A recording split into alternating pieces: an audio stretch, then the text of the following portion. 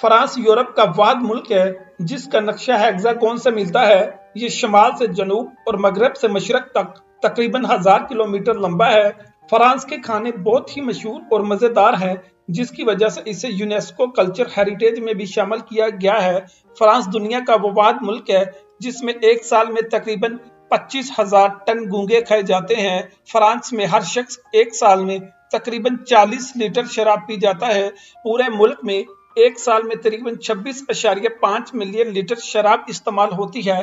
France में पनीर की इतनी इकसाम पाई जाती हैं कि अगर आप 4.5 साल तक रोजाना पनीर खाएं तो एक दिन भी ऐसा नहीं होगा जिसमें आपको सेम पनीर खाने को मिलेगा।